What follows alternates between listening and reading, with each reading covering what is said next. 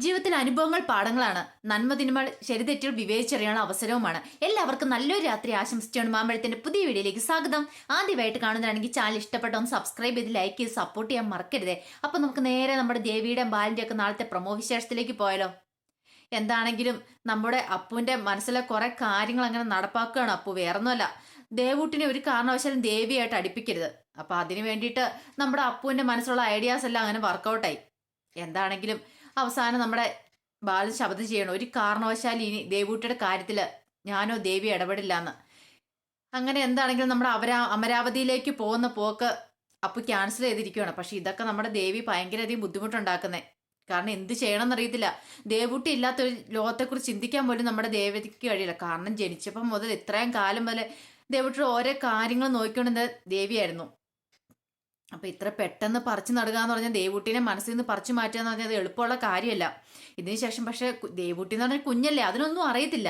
കാരണം ഇവിടെ നടക്കുന്ന ഇത്രയും വലിയ വഴക്കുകളോ അതിനെക്കുറിച്ച് ഒന്നും അറിയത്തില്ല. അവക്കെന്ന് പറയുമ്പോൾ എപ്പോഴും അവളുടെ അമ്മയാണല്ലോ.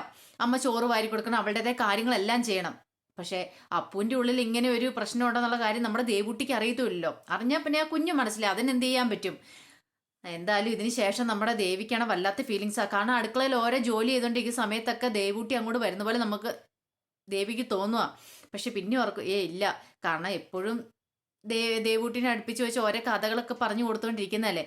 പക്ഷെ അപ്പുവിനെ സംബന്ധിച്ചോളം അപ്പു അങ്ങനെയൊന്നും ചെയ്യാറുമില്ല. അത് മാത്രമല്ല, ഇപ്പൊ ദേവിയുടെ അടുത്തേക്ക് അധികം കുഞ്ഞിനെ വിടാറുമില്ല. എന്താണെങ്കിലും കുഞ്ഞ് സ്കൂള് വിട്ട ഒക്കെ വന്നു കഴിയുമ്പോഴത്തേനും അടുക്കളയിലേക്ക് ഓടി വരുന്നുണ്ട്. അവിടെ നിന്നിട്ട് അമ്മ ഇന്നെന്താ എനിക്ക് പലഹാരം ഉണ്ടാക്കി വെച്ചേക്കുന്നു ചോദിക്കുമ്പോഴത്തേനും നമ്മുടെ ദേവി അറിയേ ഒന്നും ഉണ്ടാക്കി വെച്ചിട്ടില്ല മോളെ. അതെന്താന്ന് ചോദിക്കുവാണ്. അതെ അമ്മ വഴക്ക് പറഞ്ഞിട്ട്. അതെന്താ?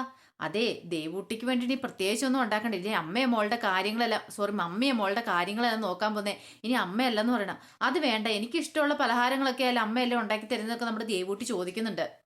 പക്ഷെ നമ്മുടെ ദേവി എന്താണ് കുഞ്ഞു മനസ്സിലെ പറഞ്ഞ് തിരിപ്പിക്കുക. കാരണം ദേവിക്കറിയാം ഇനി എന്തേലും തന്റെ വായെന്നോ അല്ലെങ്കിൽ താൻ എന്തേലും ചെയ്തിട്ട് അത് മതി.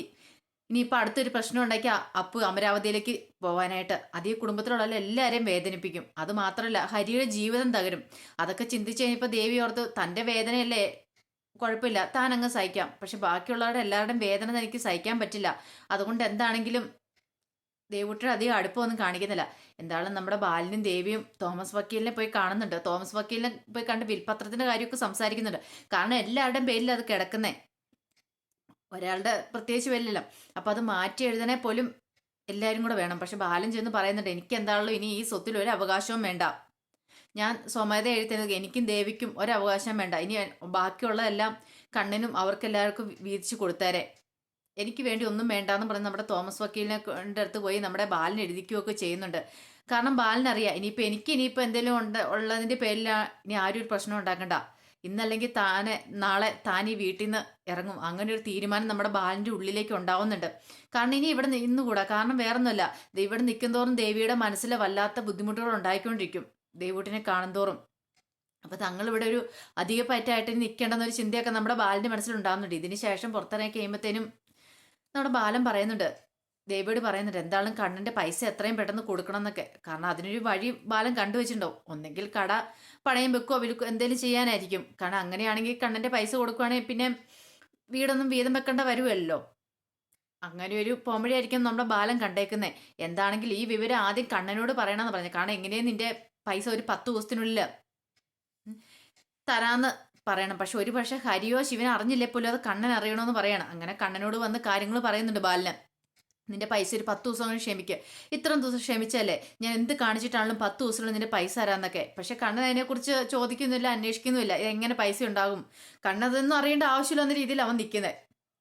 ഇതിന് ശേഷം ഇതറിഞ്ഞ് ശിവൻ വന്ന് കണ്ണോട് പറയുന്നുണ്ട്, എന്താണ് നിന്റെ പൈസ 10 ദിവസത്തിൽ ബാലടം തരാന്നല്ലേ പറഞ്ഞേ, പക്ഷെ അതെങ്ങനെ തരും എന്ത് വരുമെന്നൊന്നും അറിയത്തില്ല.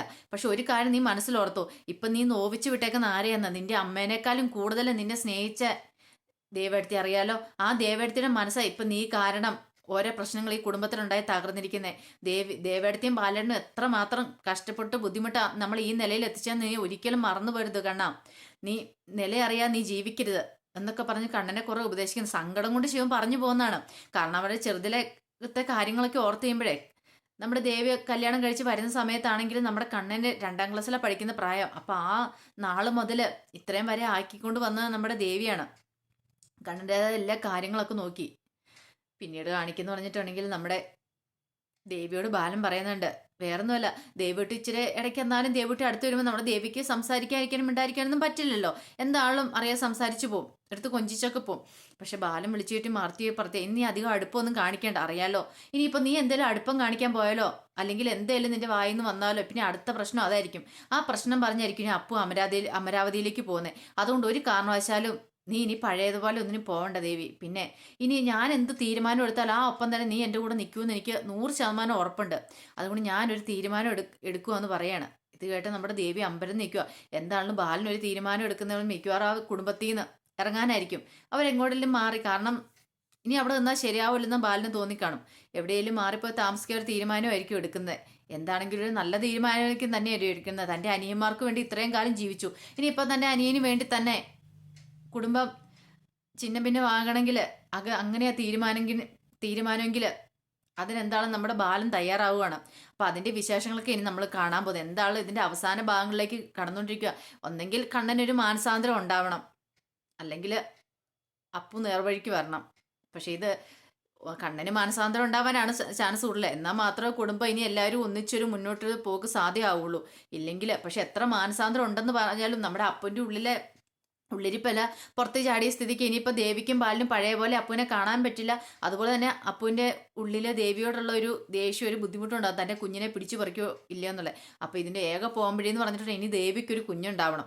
ചിലപ്പോൾ ഇതിൻ്റെ ക്ലൈമാക്സ് ആകുമ്പോഴത്തേനും ഏറ്റവും അവസാനം നമ്മുടെ ദേവിക്കൊരു കുഞ്ഞുണ്ടാവുന്നതായിരിക്കും കാണിക്കുന്നത്. എന്താണെങ്കിലും അതിൻ്റെ വിശേഷങ്ങളൊക്കെ അറിയാൻ നമുക്ക് എല്ലാവർക്കും കാത്തിരിക്കാം. എല്ലാവർക്കും ഒരിക്കൽ കൂടി നല്ലൊരു രാത്രി ആശംസിച്ചുകൊണ്ട് നിർത്തുന്നു. നന്ദി.